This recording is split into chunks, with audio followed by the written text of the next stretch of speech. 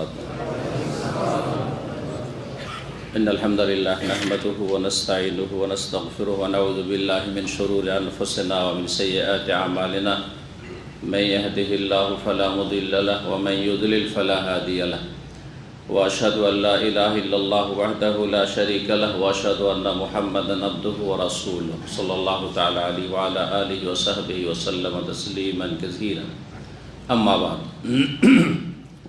সম্মানিত দিনী ভাতৃমণ্ডলী, আল্লাহ রাব্বুল আলামিনের প্রশংসা এবং প্রিয় নবী সাল্লাল্লাহু আলাইহি সাল্লামের উপর সালাত ও সালামের পর জুমাবার 18ই জিলকাদা 1443 হিজরি মোতাবেক 17 জুন 2022 আমাদের ধারাবাহিক আলোচনা সহিহুল বুখারীর সালাতের পর্ব।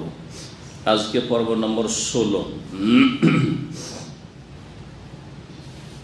ইমাম বুখারী রাহিমাহুল্লাহর অধ্যায় নম্বর হচ্ছে 62। বলছেন বাবু বুনিয়ানিল মসজিদ।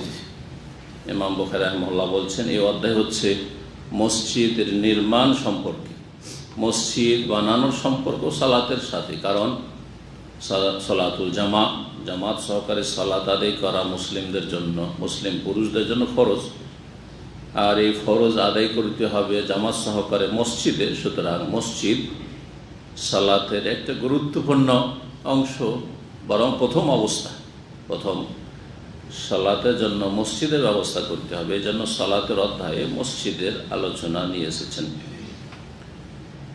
বাবু বুনিয়ানিল মসজিদ, এই অধ্যায় হচ্ছে মসজিদ নির্মাণ সম্পর্কে। ওয়াকাল আবু সাঈদিন, ইমাম সাহাবী, প্রখ্যাত সাহাবী আবু সাঈদ খুদরি রাদিয়াল্লাহু তাআলা আনহু বলছেন কানা সাকফুল মসজিদে মিন জারিদিন নাখলি।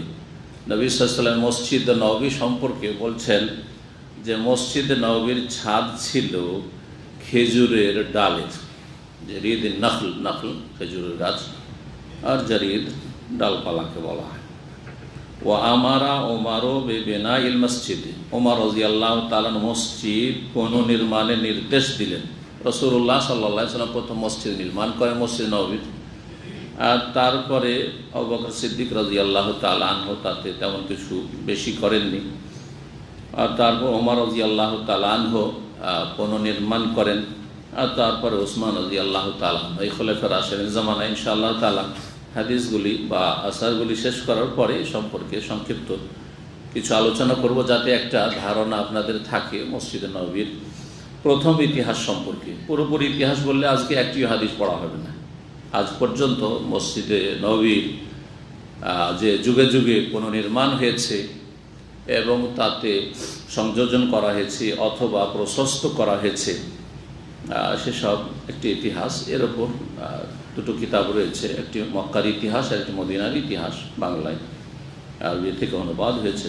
সেগুলিতে আপনারা যারা অতিরিক্ত জানতে চান জানতে পারবেন ইনশাআল্লাহ। তবে সংক্ষেপে যেন নয় যথেষ্ট, এত জরুরি বিষয় নয় যে ইতিহাসগুলি জানতেই হবে। তো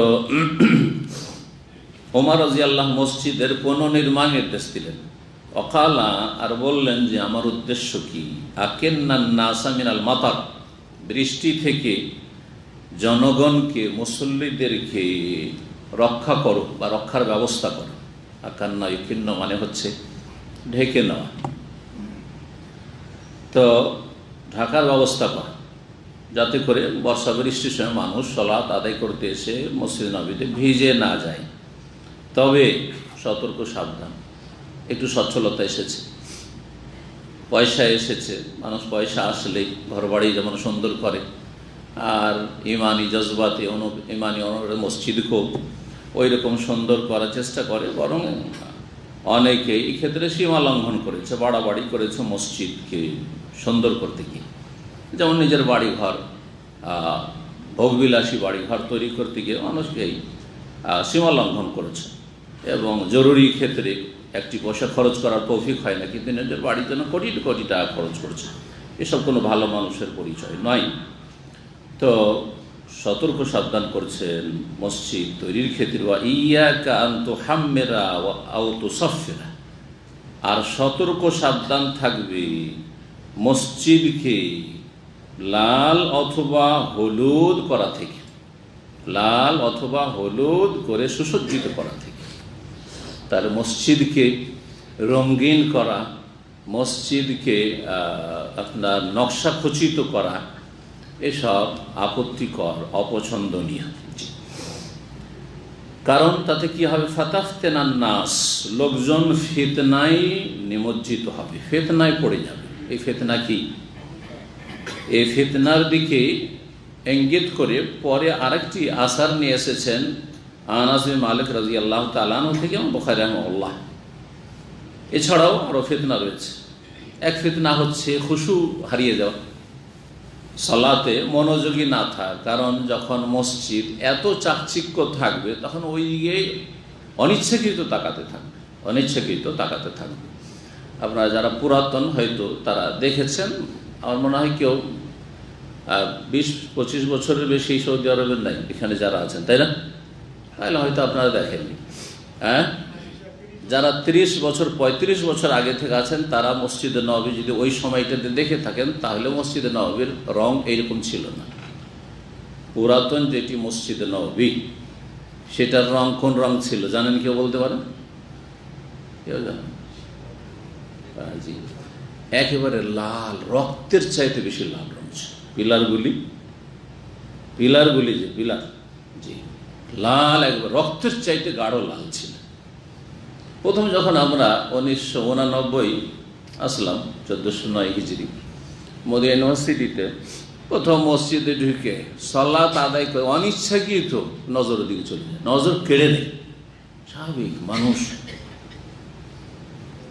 যখন এমন কিছু দেখে যা অসাধারণ তখন অনিচ্ছাকৃত ওই দিকে নজর যায়। নজরকে আপনি ধরে রাখতে পারবেন না, নজরকে ধরে রাখতে পারবেন। মানুষের প্রকৃতি হচ্ছে ভালো দৃশ্যের দিকে, যেটা দেখতে চোখকে খুব সুন্দর লাগে, মজা লাগে, সেটাকে অনিচ্ছাকৃত নজর যায়, অনিচ্ছাকৃত নজর যায়। আর সেই দিকে যত বেশি আকর্ষণ হবে তত বেশি নজর কাড়বে অনিচ্ছাকৃত।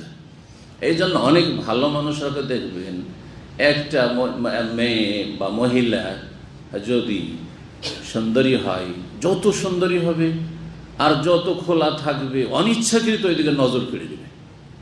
কিন্তু আপনার তাকওয়া যদি থাকে সাথে সাথে নজরটা নিচে নেমে যাবে, অবনমিত হবে। আর যদি না থাকে তো ওইটা কি হবে, ইস্তিরসাল, দৌড়াতে থাকবে। যত দূর পর্যন্ত নজর যাচ্ছে ওই দিক থেকে জানতে পেরেছে ওইদিকে একটা সুন্দরী মহিলা আসছে, ওই দিকে তাকাইতে তাকাইতে গেল, তাকাচ্ছে, ও ঘুরতে আছে, অটোমেটিক্যালি ঘুরতে আছে। ও বুঝছে না যে আমি কতগুলি গুনাহ করলাম ওখান থেকে। আর এটা সাগীরা থাকে না, তখন সাগীরা কখন থাকে? অথবা অনুমতি আছে, অনিচ্ছাকৃত প্রথম নজর পড়ে গেল, নজরা উলা। নবী সাল্লাল্লাহু আলাইহি ওয়াসাল্লাম আলী রাদিয়াল্লাহু তাআলা আনহু বলেছেন, লা তুতবি নাযারাতান নাযরা, নজর নজর দিও না, নজরের উপর নজর নিক্ষেপ করিও না। হঠাৎ করে নজর পড়েছে অনিচ্ছাকৃত, রাস্তায় যাচ্ছেন, সামনে হঠাৎ করে একজন মহিলা, অথবা বাড়িতে কোনো মেহমান এসছে আর ভাবছেন যে রুমের ভিতরে আছে আর আপনি আপনার রুমে যাচ্ছেন, আর হঠাৎ করে দরজা খুলে বেরিয়ে চলে এসে, অথবা কোনো বাচ্চা দরজা খুলে দিয়েছে, নজরে চলে এসছে, সাথে সাথে নজর ফিরিয়ে নেন, এতে কোনো গুনাহ নেই। ফাইন্না লাকাল উলা, তোমার জন্য প্রথমটার অনুমতি রয়েছে, কিন্তু প্রথমটা আবার যদি যখন দেখেছি তার নজর নামাবো না, চলবে? এইটা একটাই আমার, একটা দিয়ে সারবো, চলবে নাকি? এই নজরা বলা মানে আকস্মিক, যেটা হঠাৎ করে নজর পড়েছে, অনিচ্ছাকৃত যেটা নজর পড়েছে, দৃষ্টিপাত হয়েছে, সাথে সাথে কি করতে হবে? কুল্লিল মুমিনিনা ইয়াগুযু মিন আবসারিহিম, সূরা নূরে আল্লাহ বলছে মুমিন পুরুষদেরকে বলো যে তার দৃষ্টি যেন নামিয়ে দেয়, নিচে রাখে। ওয়া কুল্লিল মুমিনাতি, আর মুমিন নারীদেরকেও বলো তারা যেন দৃষ্টি নামিয়ে রাখে, কারণ তারও আকর্ষণ আছে। যেমন পুরুষদের মহিলার উপর আকর্ষণ আছে, মেয়েদের আকর্ষণ আছে, মেয়েদের পুরুষদের উপর আকর্ষণ আছে। তো যে কোনো জিনিস মানুষের এটা প্রকৃতি বলছিলাম, যার কথা ওইদিকে না নিয়ে আসল বিষয়ের দিকে আসি। ফিতনা, ফিতনা হচ্ছে খুশু হারিয়ে যাবে সালাতে। আর সালাত কি আদায় করবেন, শুধু পড়ছেন, দোয়া সূরা পড়ছেন, কিন্তু শুধু তাকাইতে আছেন, এত চমৎকার, এত চমৎকার, এত সুন্দর, খুশু শেষ। এটা একটা ফিতনা। সালাত সবচেয়ে বড় ফিতনা হচ্ছে ধর্মীয় ফিতনা, দ্বীনি ফিতনা। আর সবচেয়ে গুরুত্বপূর্ণ ইবাদত মুসলিম জীবনে হচ্ছে 5 ওয়াক্ত সালাত। সালাতে যদি মানুষ ফিতনায় পড়ে যায়, খুশু না হয়, শুধু তাকাইতেই থাকে, কি হলো সালাতে? রূহ বেরিয়ে গেল। খুশু হচ্ছে রূহ, আত্মা, শরীরের চাইতে অনেক বেশি গুরুত্বপূর্ণ, বরং আসল হচ্ছে আত্মা। এটা খোল মাত্র, কবার, কোনো মূল্য নেই। এখন রোগ বেরিয়ে যায়, হ্যাঁ মৃত, তাড়াতাড়ি একে দাফন করো, মাটির ওপরে থাকার আর অধিকার নেই। ওয়াকালা আনাস রাদিয়াল্লাহু তাআলা আনহু বলছেন, আরেক ধরনের ফিতনা, ইয়াতাবাহাউনা বিহা, যখন মানুষ নকশাখচিত মসজিদ নির্মাণ করবে, সাজসজ্জিত করবে, লাল সবুজ করবে, হলুদ করবে, তখন কি হবে, তা নিয়ে গর্ব করবে। প্রতিযোগিতা চলছে আজকাল মসজিদ বানাবার। অমুক পয়সাওয়ালা এত টাকা দিয়ে বা অমুক এলাকায় এত টাকা দিয়ে মসজিদ তৈরি করেছে, আমরা তার চেয়ে বেশি খরচ করে মসজিদ তৈরি করব। মিলিয়ন মিলিয়ন বিলিয়ন খরচ করছে মানুষ মসজিদে। এতে বাহাউনা বিহা, ফখর করবে, গৌরব করবে। যেটা ফিতনা, মানুষের মধ্যে গর্ব আসা ফিতনা। যখন শুধু মসজিদের বিল্ডিং নিয়ে, দেয়াল আর ছাদ নিয়ে, বিল্ডিং নিয়ে গর্ব করবে, তখন তা আবাদ করবে না, আসল উদ্দেশ্য মসজিদে থাকবে না। ইল্লা কালিলা, অল্প কিছু মানুষ, আর তাই হয়েছে কিয়ামতের লক্ষণ। মাসাজিদুহুম আমেরা, মসজিদ তো খুব একেবারে প্যালেসের মতো হবে, আর কত সাজসজ্জিত হবে। ওয়া খারাব মিনাল হুদা, কিন্তু তাতে হেদায়েতের বিরান, হেদায়েতের ক্ষেত্রে মসজিদ বিরান। মসজিদে সলাতে মুসল্লি নেই, ফজরের লোক খুঁজে পাওয়া যায় না, এক কাতার লোক হয় না, বিশাল মসজিদ তৈরি করা আছে। আল্লাহ হেফাজত করে মুসলিম। ইল্লা কালিল। ওয়াকাল ইবনে আব্বাস রাদিয়াল্লাহু তাআলা আনহুমা বলছেন, লা তুযাখরিফুন্নাহা, তোমরা মসজিদকে নকশা খচিত করবে। জাখরাফা, এখান থেকে সূরা যুখরুফ, একটি সূরা যুখরুফ, অলংকার সাজ। তোমরা মসজিদকে সাজসজ্জিত করবে, নকশা খচিত করবে। কামা জাখরাফাতিল ইয়াহুদ ওয়ান নাসারা, যেমন ইহুদি খ্রিস্টানরা তাদের উপাসনালয়গুলিকে, জি ধর্মশালাগুলিকে তারা নকশা খচিত করেছে।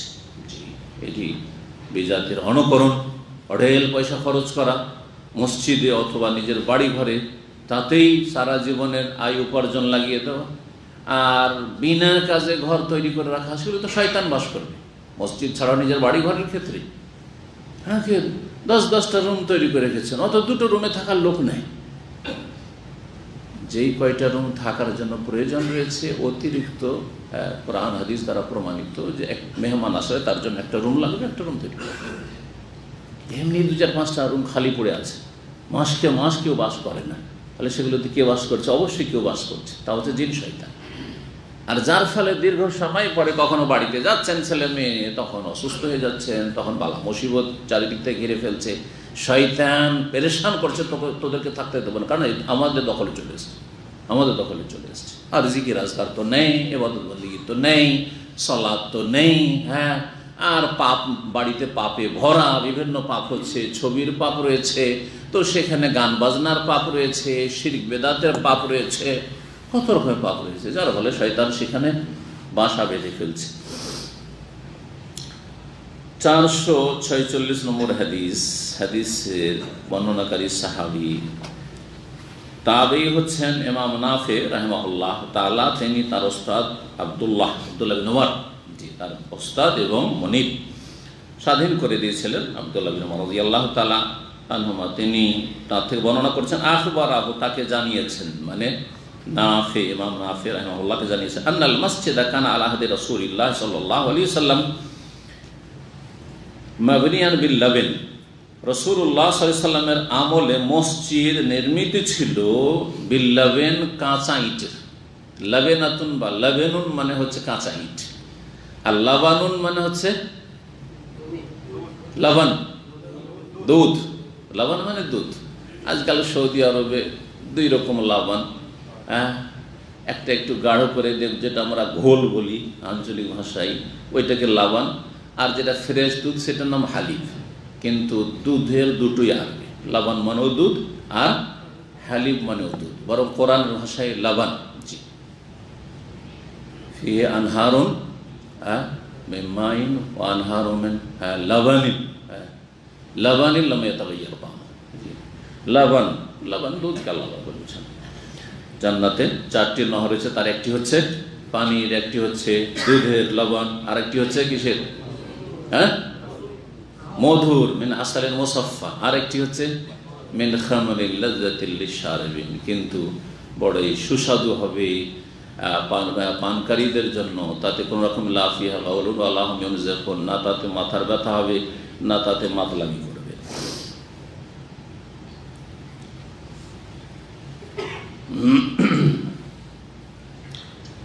তো বলছেন যে রাসূলুল্লাহ সাল্লাল্লাহু আলাইহি ওয়াসাল্লামের আমলে মসজিদ নববীর যে দেয়াল ছিল তা কিসের ছিল? বিল্লাহ, কাঁচা ইটের, মানে পোড়া ইট ছিল না, পোড়া ইট ছিল না। এই মর্মে শুনে রাখা ভালো, আমাদের বাঙালি সমাজে কিন্তু একটা ধারণা আছে ইট পোড়ানো পাপ। শুনেছেন না? শোনেন? হ্যাঁ, কিন্তু পোড়াবে, বাড়ি তো পাকা করবে। সুতরাং যারা ইট ভাটা দিত আমাদের সমাজে, কেউ ওই মালিকরা কেউ ইটের ভাটায় আগুন দিত না। ইটের ভাটায় আগুন দিলে তোর গোটা বংশ ছেলে মেয়ে মরে যাবে সব। শুনেছেন এইসব কুসংস্কারের কথা, বেদাতি আকীদা, যার ফলে করতো গ্রামের এমন লোকে খুঁজতো গরিব, আর তার বাপ নেই, মা নেই, ছেলে নেই, মেয়ে নেই, মরবে, বাকি মরবে তো ও মরবে, আর কে মরবে, বেশি কেউ যেন না মরে। কথা বুঝতে পেরেছেন? দেখেছি আমার মামাদের গ্রাম খুব ধনী গ্রাম, মহাজন গ্রাম, সব পাকা বাড়ি, কাঁচা বাড়ি ছিলই না বললেই চলে। তো ওই গ্রামে ছোটোকালে যেহেতু মানুষ হয়েছি, তো ওই গ্রামে ভাটা, সবাই প্রতিযোগিতা, ভাটা আজকে থেকে 50 বছর আগের কথা বলছি, তখন ভাটা আর ভাটা। তখন ওই চিমনি ভাটার ওই সব ছিল না, প্রচলন ছিল না। নিজের ভাটা, নিজের জমিতে নিজের মাটি দিয়ে ইট তৈরি করা, তারও ভাটা তৈরি করা। দেখেছেন না? দেখেন নেই না? খালি ওই যে বড় বড় কোম্পানিগুলো আছে ইট ভাটার, ওগুলো দেখছেন, হ্যাঁ, চিমনি ভাটা যেগুলো আমরা বলি, কি বলেন ওগুলোকে? কিচ্ছু বুঝে না সব। হ্যাঁ, নিজের ঘরোয়া ভাটা দেখেননি? দেখেছেন? জি। জেনে রাখা ভালো যে আমি একবার প্রথম যখন কাঁচা থেকে পাকা বাড়ি শুরু করব মদিনা থেকে যাওয়ার পরে, তখন আমার জমিতে, আলহামদুলিল্লাহ আমার আব্বার জমিতে একটা ইটের ভাটা দিয়েছিলাম। তো গোটা গ্রামেতে এই ধারণা যে ইটের ভাটাতে আগুন দেওয়ার জন্য কি করতে হবে, মিস্ত্রিরা বলে যে কাকে খোঁজ করবে, তার মানে এমন একটা লোক খোঁজ করবে যার কেউ না থাকে, আত্মীয় স্বজন, মরবে সে মরুক, আপনারা দিতে পারবেন না। তো আমি বললাম যে আমি দেবো মিস্ত্রিদের। মিস্ত্রিরা অবাক হয়ে হাসছে, না না না, আপনি আগুন দিয়ে না, আমি অবশ্যই আগুন দেবো, যাতে করে তোমাদের এই গুমরাহিটা দূর হয়। আচ্ছা, আলহামদুলিল্লাহ আমি নিজের ভাটায় নিজে আগুন দিয়েছিলাম। জি, এখন ওতে দেখা যাচ্ছে লস বেশি, কখনো ঠিকভাবে পুড়লো না, কখনো বেশি পুড়ে গিয়ে ঝামা হয়ে গেল, যার ফলে ওসব বালা মুসিবত বাদ দিয়ে এখন ইট কেনা, পয়সাও হয়েছে মানুষের কাছে। এখন ওই যে চিমনি ভাটা, বড় ভাটা, ওইখান থেকে ওইসব কোম্পানি থেকে ইট কেনা মানুষ শুরু করেছে। না হলে আগের যুগে গ্রামগঞ্জের লোকেরা ইট কিনতো না, নিজের ইট তৈরি করে নিজের জমির ইট কাটিয়ে ইট তৈরি করে তারপর তখন ওগুলো পোড়াতো। জি, সব এগুলো পুরানো ইতিহাস, তাই না? জি, আমাদের ছেলেরা বলবে যেগুলো হয়তো আদম আলাইহিস সালামের যুগের কিসসা কাহিনী, তাই না? জি। তো নবী করিম সাল্লাল্লাহু আলাইহি সাল্লাম মসজিদ প্রথম তৈরি হয়েছিল, দেওয়াল ছিল, বলছেন কি নবী সাল্লাল্লাহু আলাইহি সাল্লামের জামানায় কাঁচা ইটের, ওয়াসাকফুল জাদীদ, আর ছাদ ছিল খেজুরের ডালপালার, ওয়া আমুদহু খাশাবুন নাখলি, আর আমুদ মানে খুঁটি, এই যে পিলার, খুঁটি ছিল কিসের? মসজিদে নববীর খেজুরের কাণ্ডের, খেজুরের, জি, খাশাবু মানে কাঠ, মানে কাণ্ড, যেটা বডি। ফালাম ইয়াজির ফিহি আবু বকরিন শাইআ, বারবার আজকে ইমাম কেন আসছে হঠাৎ করে অনিচ্ছাকৃত। তো খলিফায়ে রাশেদ, প্রথম খলিফা রাসূলুল্লাহ সাল্লাল্লাহু আলাইহি ওয়াসাল্লাম আবু বকর সিদ্দিক রাদিয়াল্লাহু তাআলা, তাতে কোনো কিছু বৃদ্ধি করেন নাই, কোনো কিছু বৃদ্ধি করেন। ওয়াজাদা ফিহি ওমর, তবে ওমর রাদিয়াল্লাহু তাআলা তাতে কিছু সংযোজন করেন, বৃদ্ধি করেন। ওয়া বানাহু আলা বুনিয়ানিহি ফি আহদি রাসূলিল্লাহ সাল্লাল্লাহু আলাইহি ওয়াসাল্লাম, তবে সেটা পুনর্নির্মাণ করলেন ওমর রাদিয়াল্লাহু তাআলা আনহু নবী সাল্লাল্লাহু আলাইহি ওয়াসাল্লামের বুনিয়াদের ওপরেই, যা ছিল ফি আহদি রাসূলিল্লাহ, রাসূলুল্লাহ সাল্লাল্লাহু আলাইহি ওয়াসাল্লামের আমলে, বিল্লাবেনে, তাতে বাড়িয়েছিলেন, সম্প্রসারিত কিছুটা করেছিলেন, তাওসিয়া যেটাকে বলা হয়, কিন্তু বানিয়েছিলেন ওই কাঁচা ইট দিয়ে, কাঁচা ইট দিয়ে, যেমন ছিল নবী সাল্লাল্লাহু আলাইহি ওয়াসাল্লামের জামানায়। এই কথা বলার উদ্দেশ্য এই নয় যে ওমর রাদিয়াল্লাহু তাআলা অতটাই রেখেছিলেন যতটা ছিল নবী সাল্লাল্লাহু আলাইহি ওয়াসাল্লামের জামানায়, একটু বড় করেছিলেন। বলবো কতটা বড় করেছেন পরে। ওমর রাদিয়াল্লাহু তাতে ওয়াজাদা ফিহে, যেহেতু তাতে অতিরিক্ত করেছেন মানে প্রশস্ত করেছিলেন। ওয়াবানাহু বানিয়েছিলেন যখন, সেটা ওইভাবেই বানিয়েছে যেভাবে রাসূলুল্লাহ আমলে ছিল। কিসের? বিল্লাবেনে, কাঁচা ইটের দেয়াল, ওয়াল জারিদে, আর ছাদ ছিল কিসের? খেজুরের ডালপালার। ওয়া আআদা ওমদাহু খাশাবান, আর যে খুঁটিগুলি ছিল বা পিলারগুলি ছিল সেগুলি পুনরায় তৈরি করলেন কিসের? খেজুরের কাঠের বা খেজুরের কাণ্ডের। কেন? কারণ সেগুলি খেয়ে গেছিল, সেগুলি দুর্বল হয়ে গেছিল বা খেয়ে গেছিল, সেই জন্য। সুম্মা গাইয়ারা উসমান, তারপর উসমান রাদিয়াল্লাহু তাআলা আনহুর জামানা আসলো, তিনি সেটাকে যথেষ্ট পরিবর্তন করলেন। ফাজাদা ফিহি জিয়াদাতান কাসীরা, তাতে অনেকটা বেশি বৃদ্ধি করলেন, সম্প্রসারিত করলেন।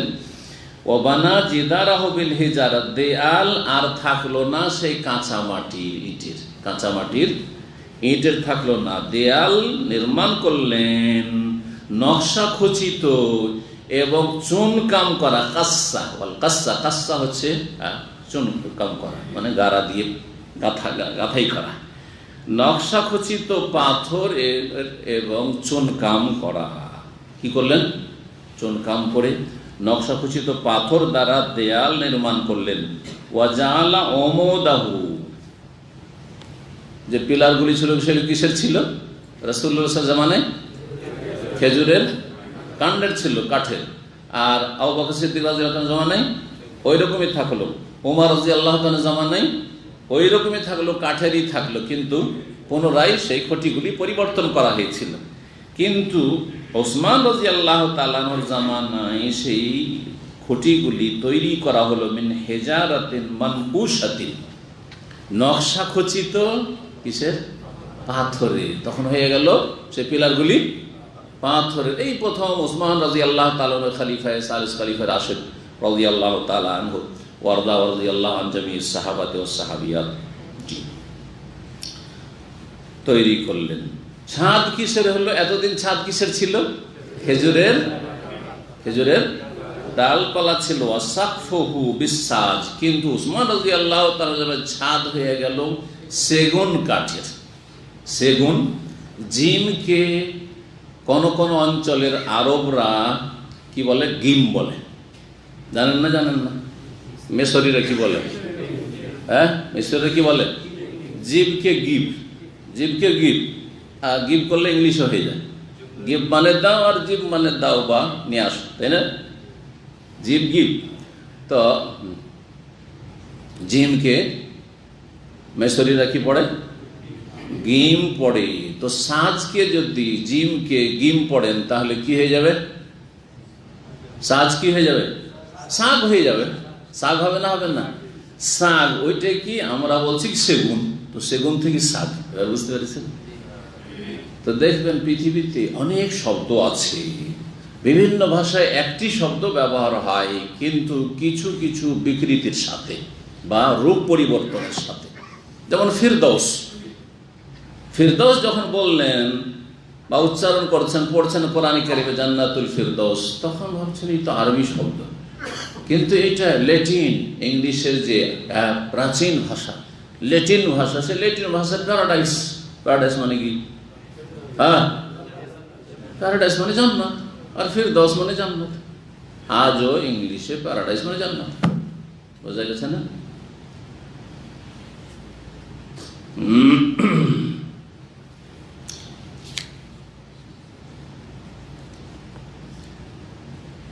বাবু তাওন ফি বিনাইল মসজিদ, মসজিদের এগুলো সেরে নি, আর তারপরে তখন মসজিদ নবী করিম সাল্লাল্লাহু আলাইহি ওয়াসাল্লামের সাহাবা কেরাম খোলাফায়ে রাশিদিনরা যে কিছু কিছু বাড়িয়েছিলেন, কতটা সে সম্পর্কে ইনশাআল্লাহ একটু ধারণা করে দেব। 63 নম্বর অধ্যায় বলছেন ইমাম বুখারী রাহিমাহুল্লাহ, বাবু তাওন ফি বিনাইল মসজিদ, মসজিদ নির্মাণের ক্ষেত্রে পরস্পর সহযোগিতা করা। মসজিদ নির্মাণ যদি একজনের দ্বারা সম্ভব হয়, আর কেউ স্বেচ্ছায় বলে আমি একাই মসজিদ তৈরি করে দেব, তো আলহামদুলিল্লাহ একজন পেয়ে গেলেন। যেমন সৌদি আরব হয়ে যাচ্ছে, প্রায় হয়ে যাচ্ছে সৌদি আরবে, যে একজন এক মসজিদ তৈরি করে দিচ্ছে। আমাদের ইসলাম সেন্টার মসজিদ যেটা পুনর্নির্মাণ করা হয়েছে, আগে একবারে পুরাতন মসজিদ ছিল, হয়তো দেখেছেন পুরাতন ভাইরা, তারপরে সেই মসজিদ ভেঙে বিশাল মসজিদ আর এই কমপ্লেক্স আর এই সাততলা ইসলামিক সেন্টার একজন মানুষ জাজাকুমুল্লাহ খের যিনি মারা গেছেন রাহিমাহুল্লাহ তাআলা আবা হোসেন কোম্পানি তৈরি করে দিয়েছে। আর যদি তা সম্ভব না হয়, যেমন আমাদের দেশে সম্ভব হয় না, তাহলে একজন মানুষ, অনেকে পয়সাওয়ালা আছে, পারবে তৈরি করে, তা করবে না, মসজিদ তৈরি করে দিবে না। বহু লোকে হজ করাচ্ছে প্রতি বছর, অনেক বড় বড় পয়সাওয়ালারা আছে আমি জানি, যারা 10টা 20টা করে লোক প্রতি বছর হজ করাচ্ছে, কিন্তু একটা মসজিদ যা তৈরি করে দিয়েছে এরকম ইতিহাস তাদের জীবনে খুঁজে পাওয়া মুশকিল। একটি মাদ্রাসা একা তৈরি করে দিয়েছে বা চালাচ্ছে, এরকম লোক পাওয়া খুবই মুশকিল। কারণ সেই অন্তর নাই, আর সেই জ্ঞানও নেই ইসলামের। একটা সাদকা জারিয়া, মসজিদ সবচেয়ে উত্তম কাজ, উত্তম সাদাকা। তারপরে মসজিদের পরে তালিমের ব্যবস্থা করা, মাদ্রাসা, তাহফিজ হেফজখানার ব্যবস্থা করা, এতিমখানা, মুসাফির খানা। একজন আমি একাই মুসাফির খানা একটা তৈরি করে দিলাম, এটা হচ্ছে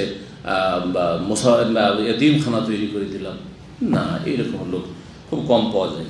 যদি এমনটা হয় তখন কি করতে হবে?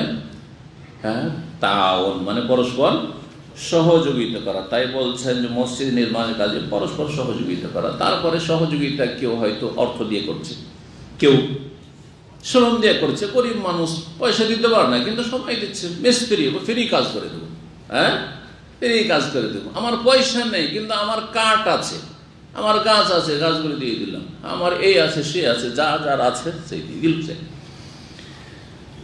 আল্লাহ রাব্বুল আলামিন ইরশাদ করেছেন এই মসজিদ নির্মাণের ক্ষেত্রে সূরা তাওবার আয়াত নম্বর 17-18, মা কানা লিল মুশরিকিনা ইয়ামুরু মাসাজিদাল্লাহি শাহিদিনা আলা আনফুসিহিম বিল কুফর। মুশরিকদের জন্য কখনো সমীচীন নয় ইয়ামুরু মাসাজিদাল্লাহ, যে আল্লাহর মসজিদ তারা নির্মাণ করবে বা আবাদ করবে। মসজিদের আমারা ইয়ামুরু মানে আবাদ করা হয়, আর আমারা ইয়ামুরু মানে নির্মাণ করা হয়, দুটি অর্থকে সামিল, এটা মনে রাখবেন। এখান থেকে ইমারাতুল মাসাজিদ, মসজিদ নির্মাণ বা মসজিদ আবাদ করা। তো দুটোর মধ্যে সবচেয়ে গুরুত্বপূর্ণ কোনটা? একটা হচ্ছে মসজিদ নির্মাণ করা, আর একটা হচ্ছে মসজিদকে অনাবাদ না হইতে দাও, আবাদ করা নিয়মিত। কোনটা বেশি গুরুত্বপূর্ণ? আবাদ করা। কারণ মসজিদ তৈরি করে দিল কিন্তু মসজিদে সালাত আদায় করেন না গ্রামবাসী, অথচ যথেষ্ট টাকা পয়সা দিয়েছে, এটা দিয়ে নাজাত পাবে? কিন্তু মসজিদ যদি তৈরি নাও করতে পারে, একটা পয়সাও দিতে পারেন গরিব মানুষ, কিন্তু নিয়মিত 5 ওয়াক্ত সালাত আদায় করে, আর মসজিদকে আবাদ করে, পরিষ্কার পরিচ্ছন্ন রাখে, মসজিদের যত্ন করে, মসজিদের খেদমত করে, জান্নাতি। এটা বেশি গুরুত্বপূর্ণ। তো মুশরিকরা হয়তো কোনো মুশরিক আছে, সে আবেগে, এটাও ধর্মীয় কাজ, চলো উদারতা আছে, মানবতার খাতিরে মসজিদে চাঁদা দিয়ে দিবে, কিন্তু বলে যে মসজিদে সালাত আদায় করবে না, না না না না না, তোমার ধর্ম তুমি করো, আমি আমার বাপদাদা ধর্ম ছাড়বো না, ঠিক না? এতে কাজ হবে না। আসলে ইমারাতুল মাসাজিদ মসজিদ আবাদ করা। তো মুশরিক কখনো আল্লাহর মসজিদকে আবাদ করতে পারে না। আর মুশরিকের অধিকাংশই হচ্ছে যে আল্লাহ রাব্বুল আলামিন মসজিদ নির্মাণও করতে পারে না, অথচ কুফরের অবস্থা আছে, তার দ্বারা কি ইসলামের কাজ হইতে পারে? যদি সাময়িক অল্প কিছু লোক আছে, প্রকৃতি ভালো করে হয়তো আর্থিক দিক থেকে, তো সেই ক্ষেত্রে আসল আবাদ সেটি হলো না। এইরকমই যারা শিরকি আকীদার লোক মুসলিম সমাজে, যারা মাজারপন্থী, বেরেলভী, শিরক বিদআত করে, কবর মাজার পূজা করে, আটরসি, মাইজ ভান্ডারি, চয়, আর এইসব যতগুলি মাজারপন্থী রয়েছে, সুফিরা, এদের মসজিদ তৈরি করে লাভটা কি? কিছুই লাভ হবে না। কারণ এই মুশরিক মসজিদ আল্লাহর আবাদ করলো না, কারণ শাহিদিনা আলা আনফুসিহিম বিল কুফর, রাত দিন কুফরই করছে। এটা মসজিদ তৈরি করছে আল্লাহর ইবাদতের জন্য, ওইদিকে ইয়া গাউস মাদাদ, ইয়া আলী মাদাদ, ইয়া হোসেন মাদাদ, ইয়া কি বলে শাহজালাল মাদাদ, এই করছে। কি লাভ? কিছুই না, বরবাদ করে দিল। তো বলছেন যে মুশরিকদের জন্য এটা মোটেই সমীচীন নয় যে ইয়ামুরু মাসাজিদাল্লাহ, মসজিদ আবাদ করবে তারা বা মসজিদ নির্মাণ করবে শাহিদিনা আলা আনফুসিহিম বিল কুফর, অথচ তারা কুফরির, নিজেদের ওপর কুফরির সাক্ষ্য প্রদান করছে, তাওহীদের সাক্ষ্য দিচ্ছে না, লা ইলাহা ইল্লাল্লাহ সাক্ষ্য প্রদান করছে না। উলাইকা হাবিতাত আমালুহুম, যারা শিরক কুফরি অবস্থায় দুনিয়া থেকে চলে গেল, তাদের আমলগুলি বিনষ্ট হয়ে যায়, ধ্বংস হয়ে যায়। অফিন নারিহুম খালিদুন, সুতরাং জাহান্নামে চিরস্থায়ী হবে। মসজিদ নির্মাণ করেও জাহান্নামী হবে, চিরস্থায়ী জাহান্নামী। শিরক কুফরির অবস্থা, বড় শিরকের অবস্থা যদি চলে যায়, কুফরির অবস্থা নয়। নাস্তিক, পয়সা আছে, যাও তোমরা নেতা, জনগণের ভোট নিতে হবে, যাও মসজিদ তৈরি করো, যত টাকা লাগে আমি দেবো, ফির জান্নাত পাবে? কখনো জান্নাত পাবে না। হবে তা আমল বরবাদ হয়ে গেছে, অফির নারে খালেদ, জাহান্নামে চিরকাল থাকবে। ইন্নামা ইয়ামুরু মাসাজিদ আল্লাহ। তাহলে আসল মসজিদ আবাদকারী কারা? আসল মসজিদ সত্যিকার অন্তর থেকে যথাযথ মসজিদ নির্মাণকারী কারা? দুটি অর্থ। ইন্নামা ইয়ামুরু মাসাজিদ আল্লাহ, আল্লাহর মসজিদ, মসজিদগুলি আল্লাহর সাথে সম্পৃক্ত আল্লাহ করেছেন। জি, আল্লাহর মসজিদকে নির্মাণ করবে বা আবাদ করবে ওরাই মান আমান বিল্লাহ, যারা আল্লাহর প্রতি ঈমান রাখে, তাওহীদ ভিত্তিক ঈমান, শুধু ঈমানের দাবি নাই, ওয়াল ইয়াউমিল আখির, আর পরকালের প্রতি যারা বিশ্বাসী, ওয়া আকামাস সালাত, সালাত কায়েম করে। বেনামাজি, পয়সা আছে, মসজিদ তৈরি করছে। অনেকে আছে ইসলামের দাবিদার, কিন্তু বেনামাজি, নামাজ টামাজ পড়ে না, নামাজ পড়তে মসজিদে আসে না, তোমরা পড়ো, মসজিদ তৈরি করে দিলাম, চলবে না। যারা সত্যিকার মসজিদ আবাদকারীর, মসজিদ নির্মাণকারী, ওয়াকামাস সালাত, সালাত কায়েম করবে, ওয়াতাজ যাকাত, যাকাত প্রদান করবে, ওয়ালাম ইয়াখশা ইল্লাল্লাহ, আল্লাহ ছাড়া কাউকে ভয় করবে না, কাউকে ভয় করবে না। এই নয় যে গায়রুল্লাহকে ভয় করে, সুতরাং হ্যাঁ জনগণকে খুশি করার জন্য মসজিদও দান করে, আর গির্জা তো দান করে, মন্দিরও দান করে। নেতা আছে না নেই? কারণ তাদের উদ্দেশ্য তো আল্লাহ সন্তুষ্টি নয়, তাদের উদ্দেশ্য হচ্ছে মানুষের সন্তুষ্টি, জনগণকে সন্তুষ্ট রাখা, আর জনগণের কাছ থেকে ভোট হাসিল করা অথবা জনপ্রিয়তা লাভ করা, মানুষের সুনাম কুড়ানো, সুনাম কামানো উচিত। ওয়ালাম ইয়াখশা ইল্লাল্লাহ, আল্লাহ ছাড়া কাউকে যারা ভয় করে না, ফাসা উলাইকা ইয়াকুনু মিনাল মুহতাদিন, তাহলে নিশ্চিত, এখানে যেহেতু সন্দেহ আছে, নিশ্চিত, সম্ভবত নয়, আশা মানে সম্ভবত হয়। তো ক্ষেত্র বিশেষে কোরআনে কারিমে আপনাকে অনুবাদ করতে হবে। সুতরাং নিশ্চিত উলাইকা, যে ওরাই হবে কি, আইয়াকুন মিনাল মুহতাদিন, তারা ওই যে হেদায়েত প্রাপ্ত, তারাই হচ্ছে হেদায়েত প্রাপ্ত। সূরা তওবা আয়াত নম্বর 17-18, 447 নম্বর হাদিস। প্রখ্যাত তাবি ইকরামা রাহিমাহুল্লাহ বলছেন, কাল আলী ইবনে আব্বাসিন, আব্দুল্লাহ বিন আব্বাস রাদিয়াল্লাহু তাআলা আনহু আমাকে বললেন, ওয়ালি ইবনে আলী, তার ছেলে আলীকে বললেন। আলী, আব্দুল্লাহ বিন আব্বাস রাদিয়াল্লাহু তাআলা আনহু মার ছেলের নাম আলী ছিল। তাকে আর কাকে? ইকরামা তাবিকে, এই দুইজনকে বললেন, ইন তালিকা ইলা আবি সাঈদিন, তোমরা দুইজনে আবু সাঈদ খুদরির কাছে চলে যাও, কারণ তিনি প্রবীণ সাহাবী, সিনিয়র সাহাবী, তার কাছে অনেক হাদিস রয়েছে। যাও, ফাসমা মিন হাদিসিহি, তার কাছ থেকেও কিছু হাদিস শোনো। তার হতে পারে তার কাছে এমন কিছু এলেম আছে যেটা আমার কাছে নেই। এই সাহাবায়ে কেরাম আমাদের জন্য উত্তম আদর্শ। রাসূলুল্লাহ সাল্লাল্লাহু আলাইহি পরে এই উদারতা আজকালকার আলেমরা দেখাতে পারবে? হ্যাঁ, খুব কম, মানে বিরল, একবার নাদের, দলিলও নয় যে আমার কাছ থেকে আর কি শিখলেন, যা শিখলেন যান অমুকের কাছ থেকে শিখেন, অমুকের কাছে কিছু এলেম হাসিল করেন। হ্যাঁ, নিজের প্রশংসা নিয়ে মেতে আছে, নিজের খ্যাতি নিয়ে মেতে আছে, ব্যাস আমি করি আর কেউ করে না, আমার কাছে সব ইলম আছে আর কারো কাছে নেই। এই হলো ইখলাসের অবস্থা। আল্লাহ রাব্বুল আলামিন মাফ করে দেন, আল্লাহ রাব্বুল আলামিন আমাদের হেফাজত করেন, ইখলাসকে ধরে রাখার আল্লাহ তৌফিক দান করেন। কি বলছেন শোনেন। অথচ ইবনে আব্বাস, জানেন ইবনে আব্বাস কত বড় সাহাবী ছিলেন? তাকে বলা হয়েছে সাহাবায়ে কেরামদের মধ্যে সবচেয়ে বড় মুফাসসির, সবচেয়ে বড় মুফাসসির। উমর রাদিয়াল্লাহু তাআলা আনহুর খেলাফত আমলে তার সংসদ সদস্য, আজকালকার মতো না, সংসদ সদস্য মানে যারা মশওয়ারা দিবেন, পরামর্শ, উপদেষ্টা, পরামর্শের জন্য প্রবীণ যারা মুরব্বী সাহাবায়ে কেরাম ছিলেন। কিন্তু একজন মাত্র যুবক, অল্প বয়সের, 20-22 বছর, 25 বছর বয়স হয়নি, ওকেও বসাইতেন। তিনি কে ছিলেন? আব্দুল্লাহ বিন আব্বাস। সবাই রাগ করতো মনে মনে যে এইটা কেমন কথা হলো। যারা 60 বছর 70 বছর বয়স, তাদের মাঝে একটা 20-25 বছরের ছেলে বসে থাকে আর সেও ওখানে কোনো কথা বলে, তো অনেকে এটা মাইন্ড করে, তাই না? স্বাভাবিক, আমাদের মাঝে কেন বসবে, এর চাইতে বড় বড় আমার ছেলেরা আছে।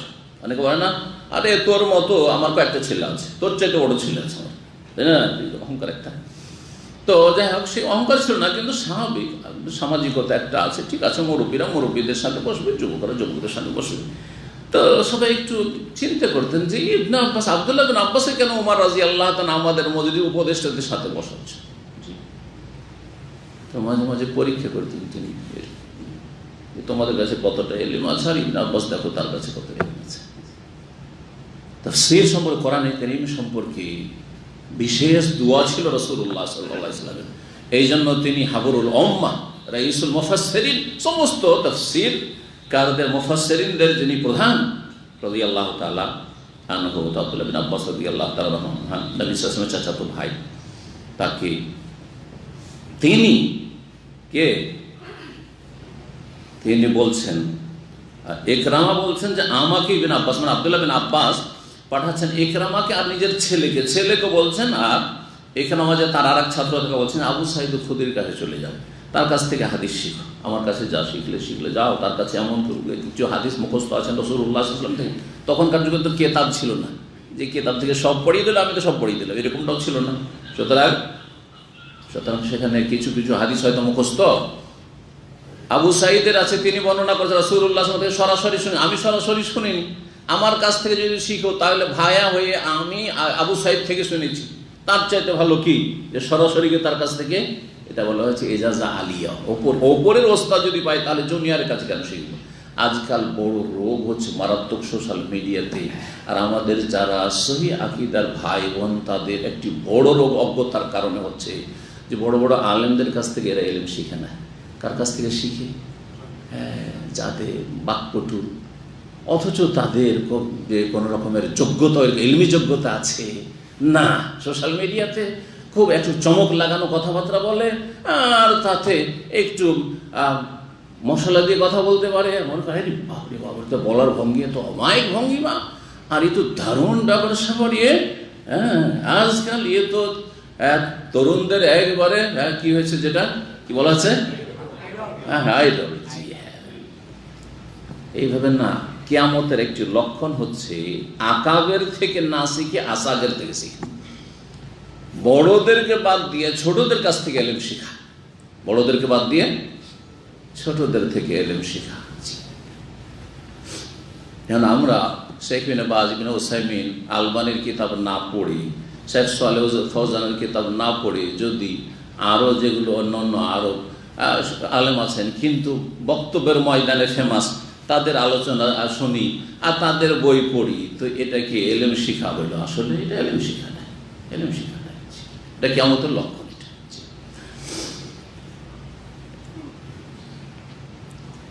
তো যাও আবু সাঈদ খুদরি থেকে হাদিস শিখো। ফান্তালাকনা, আমরা গেলাম দুইজনে। ফাইদা হুয়া ফি হায়াতিন ইউসলাউ, দেখলাম যে তিনি তার বাগানে আছেন, আর বাগানে তিনি কৃষি কাজ করছেন। সুবহানাল্লাহ। আবু সাঈদ খুদরি রাদিয়াল্লাহু তাআলা, বৃদ্ধ মুরব্বী মানুষ, কৃষি কাজ করছেন নিজের জমিতে, বাগানে। আনসারী ছিলেন তিনি। তাহলে জমিতে কোনো আলেমের কাজ করা কোনো আইবের কথা নয়। আজকাল অধিকাংশ আলেম, মানুষে কি বলবে, যদি মাঠে ঘাটে নেমে যদি কোদাল টোদাল নিয়ে কাজ করা শুরু করে, লোকে কি বলবে, তাই না? জি, প্রয়োজন নেই, করিয়েন না, সেটা আলাদা কথা। কারণ আজকাল অধিকাংশ লোক কৃষি কাজ বাজে।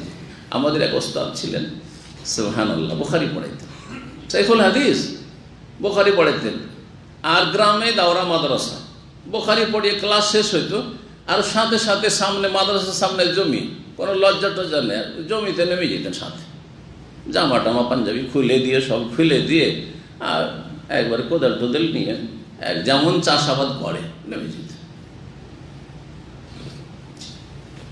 রাহিমাহুমুল্লাহ জামিয়ান। এতে হয় কি, মানুষ অহংকার মুক্ত থাকে।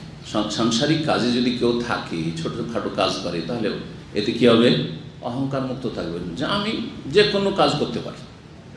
আল্লাহ না করে যদি ধরেন এমন কোনো দুর্দিন আসে যেই সময় আপনি সৌদি আরবে চলে গেলেন, আর সৌদি আরব থেকে গিয়ে দেখছেন যে আমার কাছে কৃষি কাজ করে আমার জমি জায়গা থেকে কোনো ফসল করে খাওয়া ছাড়া আর বিকল্প কোনো রুজির অবস্থা দেখছি না, কোনো অসুবিধা নেই, কারণ আমি সব করব, সব করতে সক্ষম। কথা বোঝা গেছে কিনা?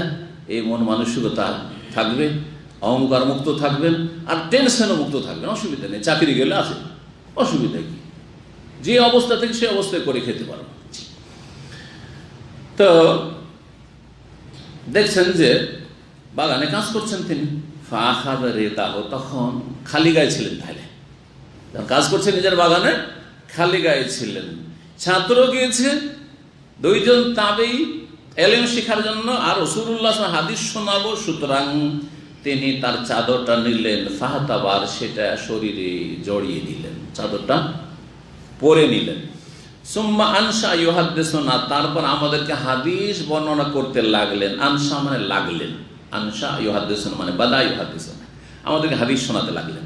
হাত্তা তাআলা যিকরে বিনাইল মসজিদ, হাদিস শোনাচ্ছিলেন মসজিদ নির্মাণ সম্পর্কে, মসজিদ নববীর নির্মাণের ইতিহাস সম্পর্কে। ফাকালা, বললেন, কুন্না নাহমিলু লাবিনাতান লাবিনাতান, আমরা মসজিদে নবী নির্মাণ করছিলাম রাসূলুল্লাহ সাল্লাল্লাহু আলাইহি ওয়াসাল্লামের জামানায়, আর এক একটি করে মাটির তৈরি করা ইট নিয়ে এসে দিচ্ছিলাম। লাবেনা লাবেনা, একটা করে ইট। তো আমাদের দেশের মধ্যে ছোট ইট নাই, কিন্তু এখানকার ইট, আর তখনকার আরও বড় হয়তো, এখনকার এমনিও এখানকার ইটগুলি বড়, আর তারপরে তখন আরও বড় করে তৈরি করা হইতো।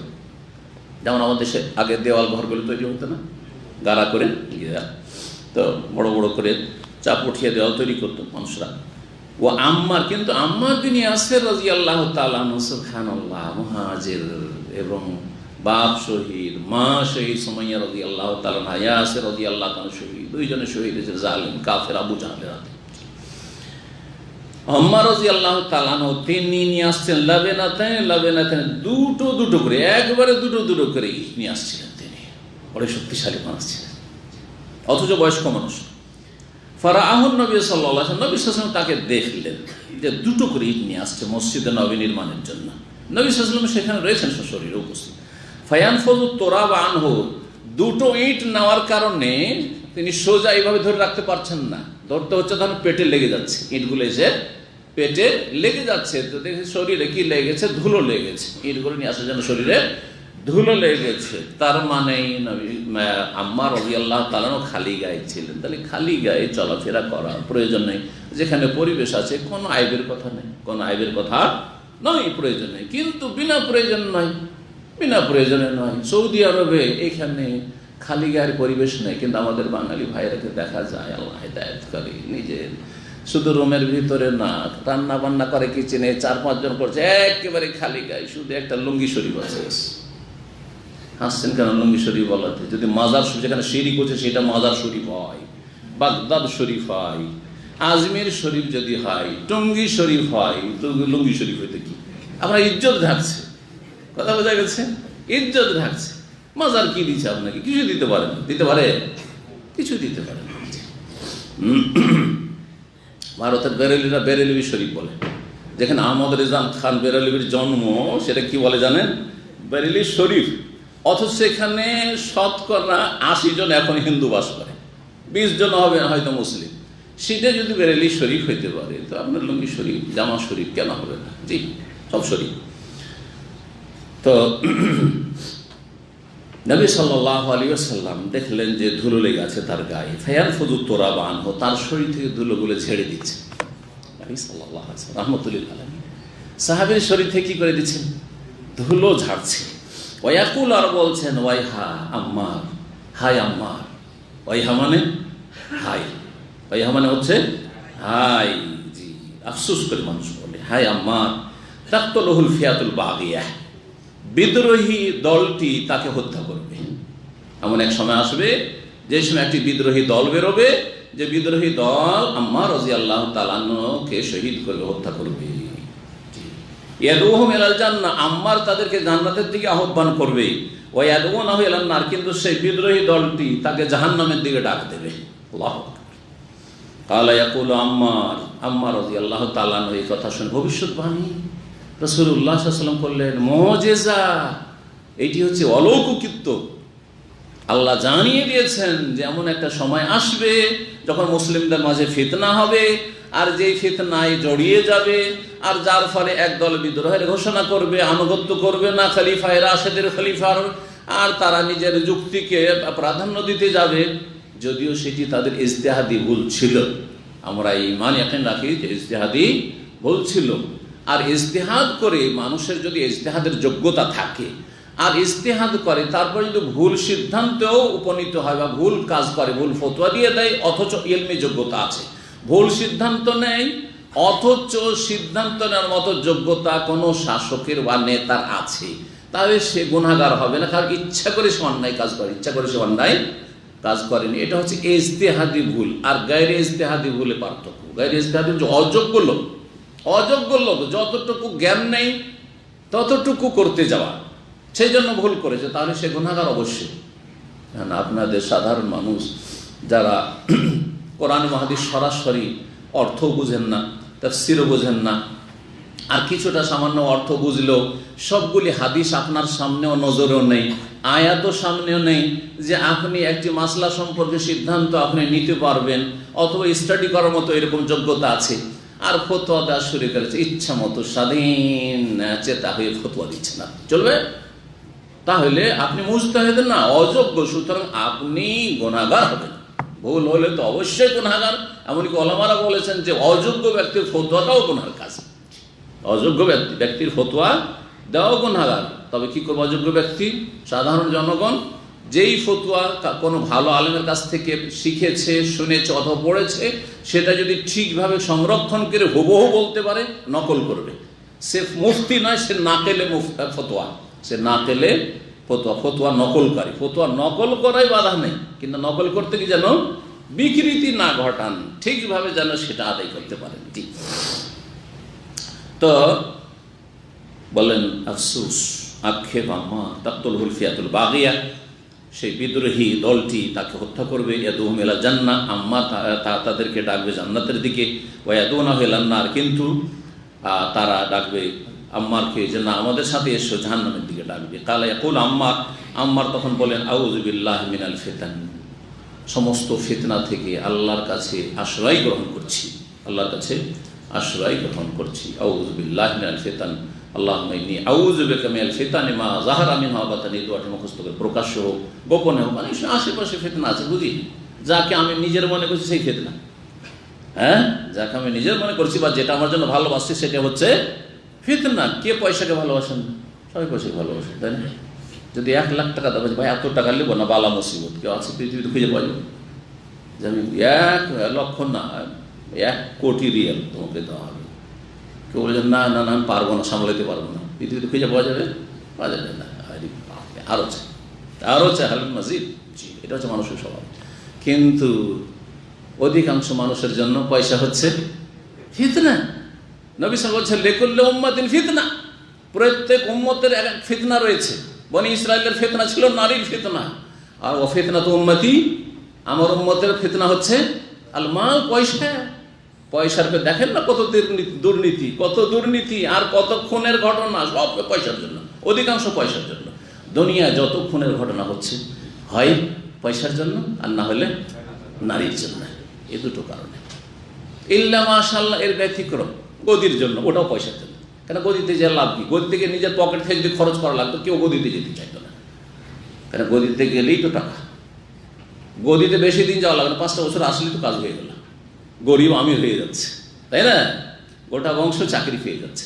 জি, আল্লাহ হেফাজত করুন। তো আম্মা রাদিয়াল্লাহু তাআলা আনহু সম্পর্কে ভবিষ্যৎবাণী করলেন কে? রাসূলুল্লাহ সাল্লাল্লাহু আলাইহি ওয়াসাল্লাম। মুজিজা, ভবিষ্যৎবাণী করার পর অনেক দিন পর নবী সাল্লাল্লাহু ভবিষ্যৎবাণী করেছেন মসজিদ নববী নির্মাণের সময়। মসজিদ নববী নির্মাণ হয়েছে প্রথম হিজরিতে, তাহলে 10 বছর গেল ওইদিকে। আর আলী রাদিয়াল্লাহু তাআলা আনহু যখন খলিফা হলেন, তখন মুআবিয়া রাদিয়াল্লাহু তাআলা আনহু গভর্নর ছিলেন, আমির ছিলেন কোথাকার? দামেস্কের, শাম দেশের। তাকে বললেন যে সমস্ত যে মুসলিম এলাকা, সমস্ত মুসলিম শহরগুলির যারা আমির ওমারা, তারা সবাই বায়াত করলো, শপথ করলো খলিফার সাথে বায়াত করা ফরজ, তুমি বায়াত করো। তখন তিনি একটি যুক্তি দাঁড় করে দিলেন, আর এই যুক্তি দাঁড় করতে গিয়ে ইজতিহাদে তিনি ভুল সিদ্ধান্ত নিয়ে ভুল করে ফেললেন। এই জন্য আগে বলেছি সেটা ছিল ইজতিহাদি ভুল। আল্লাহর কাছে ক্ষমার আশা অবশ্যই রয়েছে, আল্লাহ ক্ষমা করে দিয়েছেন, কিন্তু ভুল হয়েছে।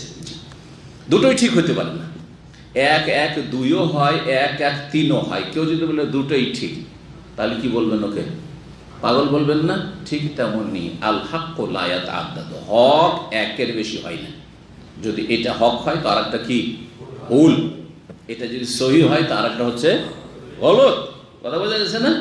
তবে গলত দুই রকম, একটা হচ্ছে ইচ্ছা করে গলত করা, আর একটা হচ্ছে অনিচ্ছাকৃত ভুল হয়ে যাওয়া। ইচ্ছা করে ভুল হওয়া আর অনিচ্ছাকৃত ভুল হওয়া। তো মুআবিয়া রাদিয়াল্লাহু তাআলা বললেন যে আমি বায়াত করব, ঠিক আছে, কোনো আপত্তি নেই। অবশ্যই মুআবিয়া রাদিয়াল্লাহু তাআলা আনহুর খেলাফতের কোন লোভ লালসা ছিল না। যারা এই সম্পর্কে বলেছেন না তিনি তার সাথে খেলাফতে দ্বন্দ্ব ছিল, তারা মিথ্যুক, তারা জাহেল আর না হলে জালেম। হয় মূর্খ, এই ইতিহাস জানে না, শিয়াদের ইতিহাসে রাফিজ ইতিহাসে প্রভাবিত, আর না হলে জালেম, জানা শোনার পরে অবিচার করেছে এই খলিফায় জলিল সম্মানিত সাহাবী মুআবিয়া রাদিয়াল্লাহু তাআলা আনহু সম্পর্কে। তবে আসল ব্যাপারটা কি ছিল? যুক্তি ছিল যে আমার নিকট আত্মীয় হচ্ছেন ওসমান রাদিয়াল্লাহু তাআলা আনহু, আপনার আগে তিনি খলিফা ছিলেন এবং তাকে নির্মমভাবে যারা শহীদ করলো মসজিদে নববীর পাশে তার বাড়িতে, কিভাবে শহীদ করলো, আর সেই সব খনিগুলো আপনার চারপাশে ঘোরাফেরা করছে, এদের ওপর কেসাসের বাস্তবায়ন করেন। আর এই খুনের ডিমান্ড করা, তলব করার অধিকার আমার রয়েছে, কারণ আল্লাহ কোরআনে কারীমে বলেছেন যে কারো যদি নিকট আত্মীয় যদি নিহত হয় তাহলে ফাকাদ জাআলনা লিওয়ালিহি ওয়া মান কুতিলা মাজলুমান ফাকাদ জাআলনা লিওয়ালিহি সুলতানা। যদি কাউকে অন্যায়ভাবে হত্যা করা হয় তাহলে তার ওলি যে আত্মীয় রয়েছে তাকে এই অধিকার আমি দিয়েছি। কি অধিকার দিয়েছি? যে ডিমান্ড করবে যে আমি হত্যার বদল কিসাস চাই, হত্যার বদল হত্যা চাই। ফাকাদ জাআলনা লিওয়ালি সুলতান, তার এই ক্ষমতা দিয়েছি।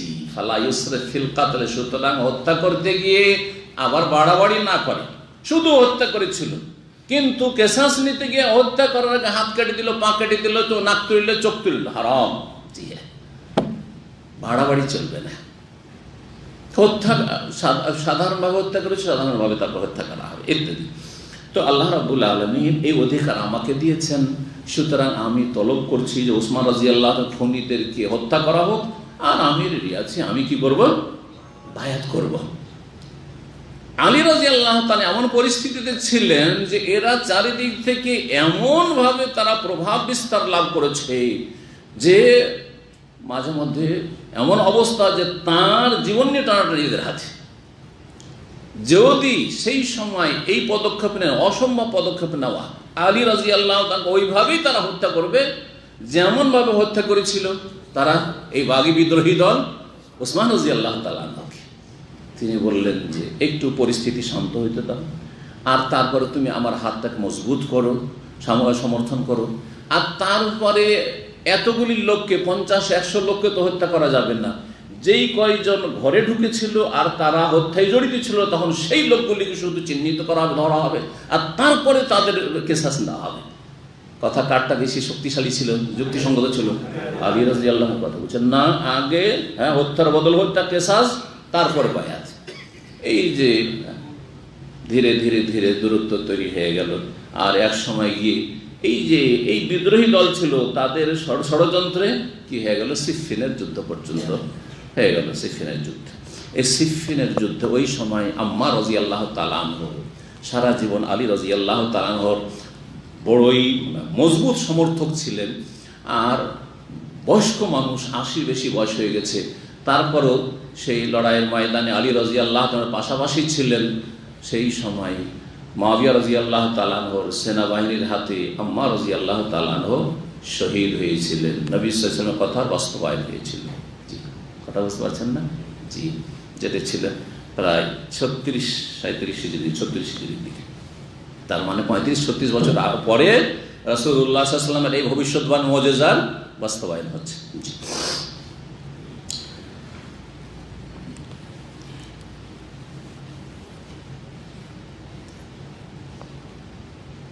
মসজিদ নির্মাণ সম্পর্কে আরও হাদিস চলে আসছে, তবে আমরা এখানে মসজিদ নববীর যে সম্প্রসারণ অথবা তাতে যে আমরা পুনর্নির্মাণ এ সম্পর্কে সংক্ষিপ্ত আলোচনা করি। খোলাফায়ে রাশিদের জামানায় যা হয়েছিল, নবী করিম সাল্লাল্লাহু আলাইহি ওয়াসাল্লাম মসজিদ নির্মাণ করলেন প্রথম মদিনা যাওয়ার পরে।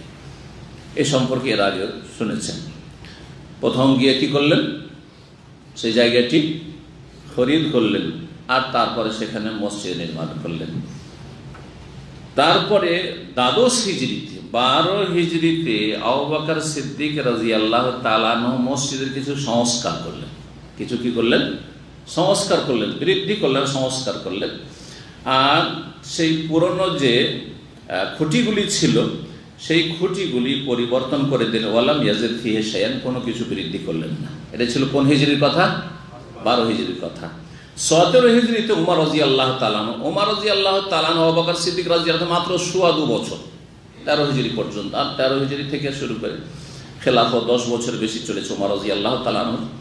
উমর রাদিয়াল্লাহু তাআলা আনহু 17 হিজরিতে তিনি পুনর্নির্মাণ করলেন।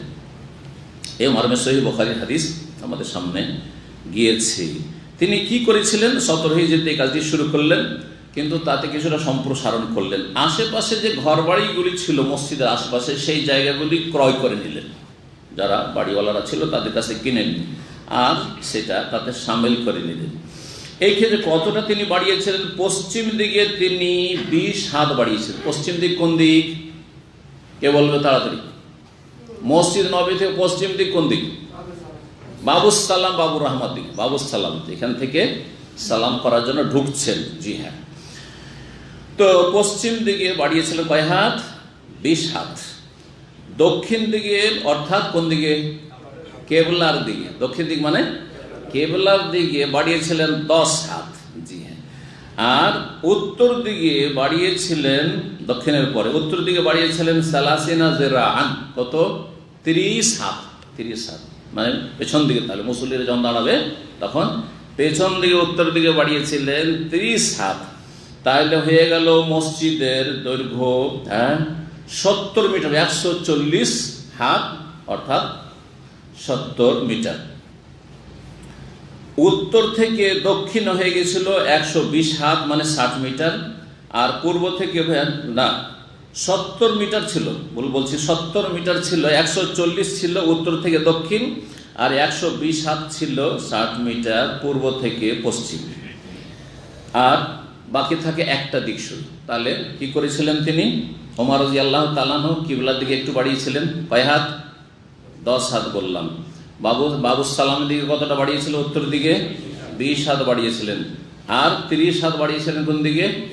উত্তর দিকে অর্থাৎ মুসল্লিদের পেছন দিকে।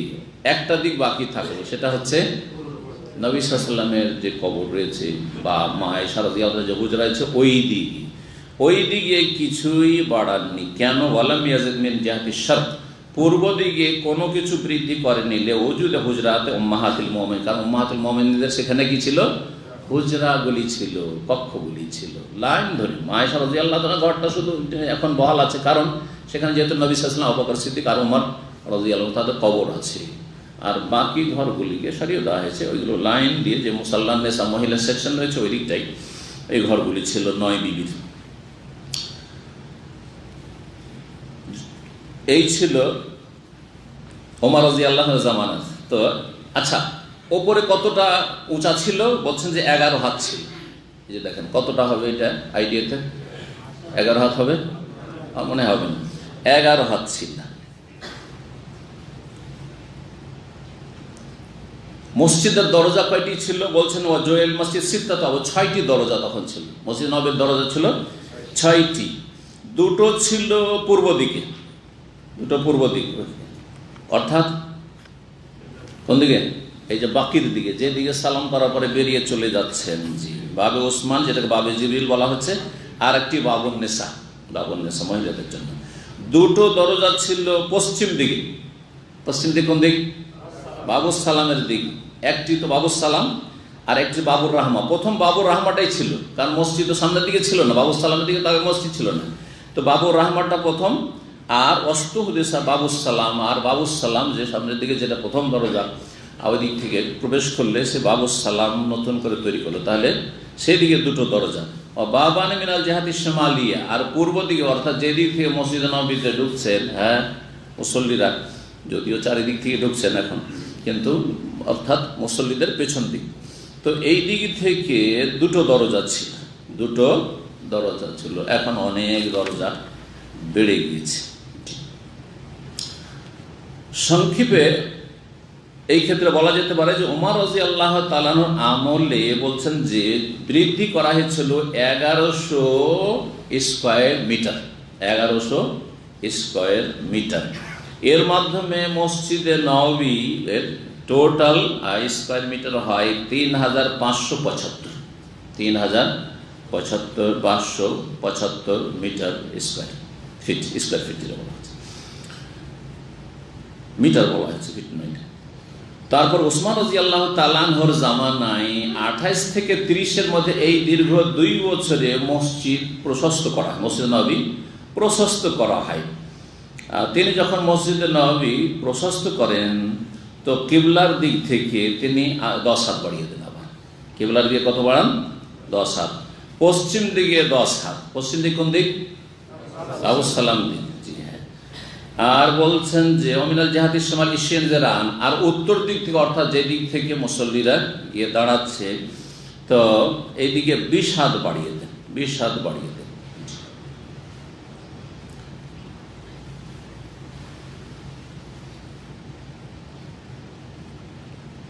তারপরে বাকি থাকে আর একটা দিক, কোনটা দিক সেটা? নবী সাল্লাল্লাহু আলাইহি ওয়াসাল্লামের যে বিবিগণ উম্মাহাতুল মুমিনিন সেই দিকে যে কক্ষগুলি ছিল সেই দিকে, ওই দিকে তিনি ওই অবস্থায় রেখে দেন, কারণ সেই দিকে যেহেতু নবী সাল্লাল্লাহু আলাইহি ওয়াসাল্লামের কবর রয়েছে এবং সেই দিকে উম্মাহাতুল মুমিনিন তখন অধিকাংশ বেঁচে আছেন, তাদের হুজরাগুলি রয়েছে। তারপরে বলছেন যে এই মসজিদের যে বাড়ানো আসবাহতুল মিনাশ শিমাল এলার জন্য উত্তর থেকে দক্ষিণ 170 হাত হয়ে যায়, অর্থাৎ 85 মিটার, আর পূর্ব থেকে পশ্চিম হয়ে যায় 130 হাত, অর্থাৎ 65 মিটার।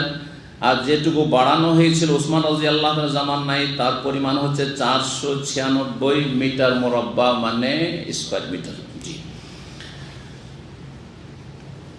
মসজিদ ওসমান রাদিয়াল্লাহু যখন নির্মাণ করলেন বড় মজবুত করে তৈরি করেছেন, যার ফলে ওসমান রাদিয়াল্লাহু তাআলা আনহুর তৈরির জামানা হচ্ছে 28 থেকে 30 হিজরি। 30 হিজরি থেকে শুরু করে 88 হিজরি পর্যন্ত আর যে শাসকরা এসেছেন এর মাঝখানে আলী আসলেন 4-5 বছরের জন্য রাদিয়াল্লাহু আনহু, তার মুয়াবিয়া রাদিয়াল্লাহু তাআলা কত বছর? 20 বছর, তারপর ইয়াজিদ, তারপরে আরো সব।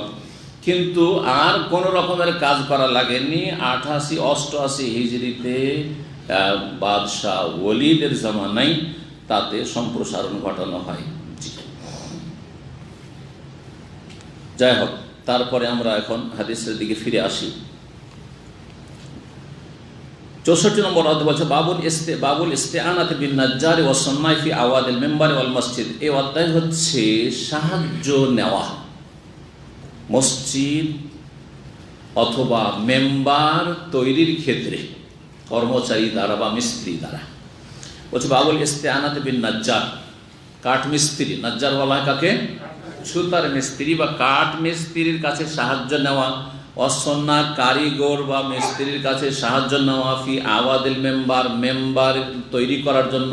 আওয়াদ উদের বহু বচন, মানে হচ্ছে মেম্বারের কাঠ, অর্থাৎ মেম্বারের আসল হচ্ছে কাঠ দিয়েই তৈরি, যেহেতু নবী সাল্লাল্লাহু আলাইহি ওয়াসাল্লামের জামানা হয়েছে। কিন্তু জরুরি নয় যে কিয়ামত পর্যন্ত কাঠ দিয়ে রাখতে হবে। কোথাও যদি সিমেন্টেডও করে সেটা যায়, উদ্দেশ্য হচ্ছে উঁচা জায়গা থেকে খুতবা দেওয়া। এই ক্ষেত্রে একটু বাড়াবাড়ি আমাদের দেশে আছে যে না, যেহেতু নবী সাল্লাল্লাহু আলাইহি ওয়াসাল্লামের মেম্বার ছিল কাঠের, তাই কাঠেরই হইতে হবে। তারপরে নবী সাল্লাল্লাহু আলাইহি ওয়াসাল্লামের মেম্বারে যেহেতু 3 সিঁড়ি ছিল, শুধু 3টাই হইতে হবে, তার বেশি বাড়ানো যাবে না, এমনটা আসলে নয়। এই ক্ষেত্রে খানিকটা আমাদের সমাজে বাড়াবাড়ি রয়েছে। তবে 3টে দিয়ে যদি যথেষ্ট হয়ে যায় 3 সিঁড়িতে, তাহলে ঠিক আছে। আর কাঠের যুগে থাকে, যদি থাকে না আর কাঠ চলে তো ঠিক আছে, কিন্তু এমনটা নয় যে না কাঠ ছিল তো কাঠই রাখতে হবে। তাহলে নবী সাল্লাল্লাহু আলাইহি ওয়াসাল্লামের মেম্বার ছিল ঝাউ গাছের, তাহলে ঝাউ গাছ খুঁজতে হবে, ঝাউ কাঠ খুঁজতে হবে নাকি। তো 848 দেখি বলছে নম্বর হাদিসে বলছেন সাহাল বিন সাদ রাদিয়াল্লাহু তাআলা আনহু قال بعث رسول الله صلى الله عليه وسلم الى امراه। রাসূলুল্লাহ সাল্লাল্লাহু আলাইহি ওয়াসাল্লাম জনৈক মহিলার কাছে পাঠালেন। কেন? ওই মহিলার একটি দাস ছিল, গোলাম, সে ছিল ছুতার মিস্ত্রি, কাঠ মিস্ত্রি। তার কাছে পাঠালেন আনমুরি গোলামাকিন নাজ্জার, তোমার যে ছুতার মিস্ত্রি গোলাম রয়েছে, কি দাস রয়েছে, তাকে তুমি নির্দেশ দাও ইয়ামালুলি আওয়াদান, আমার জন্য কয়েক সিঁড়ি বিশিষ্ট কিসের, কাঠের কি তৈরি করে দেবে, মেম্বার তৈরি করে দেবে। আওয়াদ এখানে ভাব অর্থ হচ্ছে মেম্বার তৈরি করে দেবে। আজলেসু আলাইহিন্না, যার উপর আমি বসবো এবং খুতবা দেব। উদ্দেশ্য হচ্ছে উঁচা জায়গা থেকে দিনই আলোচনা করা, যেটাকে আজকাল স্টেজের আকার দিয়েছে। শুধু খুতবার ক্ষেত্রেই মেম্বারটা বহাল আছে যাতে করে সুন্নতের কাছাকাছি থাকা যায়। নবী সাল্লাল্লাহু আলাইহি ওয়াসাল্লাম এমনি আলোচনা করতেন জুমার খুতবা ছাড়া, তো সেই আলোচনা তো মেম্বারে উঠে উঁচা জায়গা থেকে, যাতে করে লোকজনকে দেখতে এবং লোকজনের সাথে কথা বলতে, লোকজনের কথা শুনতে সুবিধা হয়। এই ছিল হাদিস। তারপরে 449 নম্বর হাদিস। এই হাদিস জাবের রাদিয়াল্লাহু তাআলা বর্ণনা করেছেন, আন্না ইমরাতান, জনৈক মহিলা বলল। আগের হাদিস রয়েছে যে ওই মহিলাকে বলে পাঠান রাসূলুল্লাহ সাল্লাল্লাহু আলাইহি ওয়াসাল্লাম, আর এখানে আছে যে ওই মহিলা নিজেই প্রস্তাব পাঠিয়েছিল। তাহলে দুটো সমন্বয় হচ্ছে যে প্রথম ওই মহিলা প্রস্তাব পাঠিয়েছিলেন, আর তারপরে রাসূলুল্লাহ সাল্লাল্লাহু আলাইহি ওয়াসাল্লাম যে ঠিক আছে, আর তারপরে যখন চাইলেন যে না মেম্বার তৈরি করবো তখন বলে পাঠালেন। তো জনৈক মহিলা কি করেছিল, কালাত বলেছিল, ইয়া রাসূলুল্লাহ, হে আল্লাহ রাসূল, আলা আজআলু লাকা শাইআন, আপনার জন্য একটা কোনো এরকম মেম্বার উঁচা জায়গা তৈরি করে দেবো কি, তাকওয়াদু আলাইহি, যার উপর আপনি খুতবা দেওয়ার সময় বসবেন। ফাইন্নালি গোলামান নাজ্জার, কারণ আমার একটি গোলাম কৃতদাস রয়েছে, ছুতার মিস্ত্রি, কাঠ মিস্ত্রি। কালা, তখন নবী সাল্লাল্লাহু আলাইহি ওয়াসাল্লাম বলেন, ইন শি'তে, যদি তুমি চাও তো করো, অসুবিধা নেই, চাও তাহলে করো। তাহলে তার আগ পর্যন্ত মেম্বার ছিল না। ফাআমিলাতিল মেম্বার, তখন ওই মহিলা তার এই দাসের মাধ্যমে, মিস্ত্রির মাধ্যমে একটি মেম্বার তৈরি করে দেয়। 65 নম্বর অধ্যায় বলছেন, বাবু মান বানা মসজিদান। এই অধ্যায় হচ্ছে ওই ব্যক্তির ফজিলত সম্পর্কে যে ব্যক্তি আল্লাহর মসজিদ তৈরি করবে। 450 নম্বর হাদিস। ওসমান রাদিয়াল্লাহু তাআলা আনহু থেকে শুনেছেন, ওবায়দ আল খাওলানি তাবী, কি ইয়াকুলু ইনদা কাউলিন নাস ফীহি, যখন জনগণ, বেশ কিছু লোক তার সমালোচনা শুরু করে, বিদ্রোহীরা, এখানে নাস মানে এখানে বিদ্রোহী লোকেরা যখন তার সমালোচনা শুরু করলো, তখন তিনি বলেছেন, হিনা বানা মসজিদ আর রসুল, যখন তিনি মসজিদে রাসূলুল্লাহ সাল্লাল্লাহু আলাইহি ওয়াসাল্লাম মসজিদে নববী পুনর্নির্মাণ করতে লাগলেন, তখন কিছু লোক সমালোচনা করতে শুরু করলেন। তো নেতাদের সমালোচনা হবে, ভালো কাজ করলেও সমালোচনা হবে, কথা বুঝছেন? সেই যুগে যদি সমালোচনা শুরু করে দেয়, তাহলে আজকে সমালোচনা হইতে পারে না, আরও বেশি হবে, কারণ ত্রুটিও বেড়ে গেছে, তখন ত্রুটি ছিল না, তারপর ত্রুটি, কারণ যারা দেখছিল তাদের নজরে ত্রুটি। কি ওসমান রাদিয়াল্লাহু তাআলা ভাবলেন যে মসজিদটা সুন্দর করে দিই, মসজিদটা মজবুত করে দিই, ভালো করে তৈরি করে দিই, আর মসজিদ নির্মাণে যে ফজিলত আছে, জান্নাতে স্পেশাল আল্লাহ ঘর, ওইটা যেন আমি হাসিল করতে পারি, এই উদ্দেশ্যে তিনি মসজিদ তৈরি করতে লাগলেন। কিন্তু লোকেরা তখন বলতে লাগলো, এ কি করলো, নবী সাল্লাল্লাহু মসজিদের কিছু রাখলো না, অস্তিত্ব রাখলো না, সেটাকে তো একবারই শেষ করে ফেললো, এ তো সর্বনাশ করে ফেললো, শুরু করে দিয়েছে। যাদের বিদ্রোহী মনোভাব, সমাজে কিছু থাকবে। তো এই হচ্ছে অবস্থা। তখন তিনি নবী সাল্লাল্লাহু আলাইহি ওয়াসাল্লামের এই হাদিস শুনালেন, কি বলছে, ইন্নাকুম আকসারতুম, তোমরা খুব বেশি বলাবলি শুরু করে, বেশি সমালোচনা শুরু করেছো আমার, শোনো। ওয়াইনি সামিতুন নবী সাল্লাল্লাহু আলাইহি ওয়াসাল্লাম, আমি নবী সাল্লাল্লাহু আলাইহি ওয়াসাল্লামকে বলতে শুনেছি, মান বানা মসজিদান, যেই ব্যক্তি মসজিদ বানিয়ে দেবে, কালা বুখারী হাসিব আন্না কালা ইয়াবতাগি বি ওয়াজহাল্লাহ, যদি উদ্দেশ্য থাকে আল্লাহর সন্তুষ্টি, তাহলে মসজিদ শুধু বানাইলে হবে না, উদ্দেশ্য থাকতে হবে আল্লাহ সন্তুষ্টি, আল্লাহকে রাজি করার জন্য। এই নয় যে আমার খ্যাতি আমার দখলে থাকতে হবে, আমার আধিপত্য কায়েম থাকতে হবে, ইত্যাদি ইত্যাদি, আমার এই থাকতে হবে, আমার এই শর্ত আছে। আল্লাহ সন্তুষ্টির উদ্দেশ্য, বানাল্লাহু লাহু মিসলাহু ফিল জান্নাত, তার মতোই অনুরূপ আল্লাহ তার জন্য জান্নাতে ঘর প্যালেস তৈরি করবেন। এই ছিল হাদিস। ওসমান রাদিয়াল্লাহু তাআলা মসজিদ নির্মাণ করেছিলেন, বললাম একটু আগে, মনে আছে, 2 বছরে 28 থেকে নিয়ে 30 পর্যন্ত, তো 30 হিজরিতে তিনি সম্পন্ন করেছেন মসজিদ নির্মাণ। 66 নম্বর অধ্যায়, বাবুন, এই অধ্যায় হচ্ছে ইয়াখুযু বিনুসুলিন নাবলি ইযা মাররা ফিল মসজিদে, কোন ব্যক্তি যদি মসজিদে অতিক্রম করে আর তার হাতে অস্ত্র থাকে, কোন অস্ত্র, এখানে হাদিস আছে তীরের কথা, কিন্তু তীর নয়, চাকু আছে, আর কোন অস্ত্র আছে, ধারালো অস্ত্র আছে, তাহলে কি করতে হবে? অথবা ধরেন আজকালকার যেসব গান ফান আছে সেগুলি আছে, তাহলে সতর্ক রাখতে হবে, অনেক সময় হইতে পারে চাপা পড়ে ফায়ারিং হয়ে যেতে পারে, সুতরাং সতর্কতা অবলম্বন করতে হবে। মসজিদ সবচাইতে উত্তম জায়গা, সেই জন্য বলা হয়েছে। কিন্তু মসজিদ ছাড়াও যেখানে জনসমাগম রয়েছে সেখানে অস্ত্র নিয়ে চলাফেরা করলে, অথবা বাচ্চারা আপনার ঘরে বাড়িতেই বাচ্চারা ছোটাছুটি দৌড়াদৌড়ি করছে আর আপনি অসতর্ক, আপনি অস্ত্র নিয়ে আপনি কাজ করছেন, এমনটা করবেন না। এই হাদিস থেকে সব মাসাইল আমাদেরকে ইস্তেমাদ করতে হবে। কি বলছেন যে অধ্যায় হচ্ছে যে কোনো ব্যক্তি যে মসজিদ হয়ে অতিক্রম করে আর তার কাছে অস্ত্র, তরবারি অথবা তীর রয়েছে, তাহলে ইয়াখুযু বিনসুলিন নাবলে, তীরের যে ফলা রয়েছে, তীরের ফলা অর্থাৎ যেখানে ধারালো অংশটুকু লাগানো রয়েছে লোহা, সেটুকুকে হাতে ধরে রাখেন, হাতের মুঠে ধরে রাখেন যে কাউকে না লাগে, অথবা কভারের ভিতরে ঢুকিয়ে রাখেন। তার চেয়ে ভালো কভার যদি দেখেন কভারের ভিতরে ঢুকিয়ে রাখেন, না তাহলে কমপক্ষে দেন খোলা চাকু, তাহলে চাকুটাকে, অনেকে চাকু এইভাবে নিয়ে চলাফেরা করে, হ্যাঁ এইভাবে নিয়ে ধরে আছে, কথা বোঝা গেছে? ওইভাবে ধরে রাখবেন না, এইভাবে ধরে রাখবেন যাতে করে কাউকে না লাগে।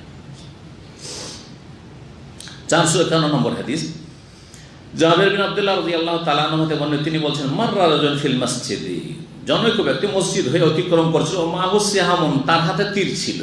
ফাকাল লাহু, নবী সাল্লাল্লাহু আলাইহি ওয়াসাল্লাম বলেন, ফাকাল লাহু রাসূলুল্লাহ সাল্লাল্লাহু আলাইহি ওয়াসাল্লাম বললেন, আমসিক বিনিসালিহা, তার ফলাটি তুমি হাতে ধারণ করো যাতে কাউকে লেগে না যায়। 67 নম্বর অধ্যায় বাবুল মরুর ফিল মসজিদ, এই অধ্যায় হচ্ছে মসজিদ হয়ে অতিক্রম করা, ওই রকমই কাছে হাদিস রয়েছে। 452 নম্বর হাদিস বলছেন আবু বুরদা রাদিয়াল্লাহু তাআলা আনহু, তার পিতা থেকে বর্ণনা করেছেন, কাল সামিত আবু বুরদা তানাবি আনিন নবী সাল্লাল্লাহু আলাইহি ওয়াসাল্লাম, মান মাররা ফি শাইইন মিন মাসাজিদিনা আও আসওয়াকিনা বিনাবলিন, কোন ব্যক্তি যদি আমাদের মসজিদ হয়ে অথবা আমাদের হাট বাজার দিয়ে অতিক্রম করে, কি নিয়ে? বেনাবলিন, তীর হাতে নিয়ে, ফালিয়াখুয আলা নিসালিহা, তাহলে তীরের ফলাটা যেন হাতে ধরে রাখে, লা ইয়াকিরু বিকাফফিহি, তার হাত দ্বারা যেন কাউকে আঘাত না করে দেয়। লা ইয়াকিরু বিকাফফিহি মুসলিমান, কোন মুসলিম কেউ, আর কোনো মানুষই নয় যে মুসলিম আর অমুসলিম, পার্থক্য রয়েছে। যেহেতু আসল হচ্ছে যে মুসলিম নবী সাল্লাল্লাহু আলাইহি ওয়াসাল্লামের সমাজে সব মুসলিম বসবাস করছিল, কোন ব্যক্তিকে যেন অনিচ্ছাকৃত না করে দেয়, কি আঘাত না করে দেয়, আঘাত না লেগে যায়, সেই জন্য সে সতর্কতা অবলম্বন করবে। এখানেই আজকের আলোচনা শেষ করছি। ও সাল্লাল্লাহু আলা নবিয়িনা মুহাম্মদ ওয়া আলা আলিহি ওয়া সাহবিহি আজমাইন।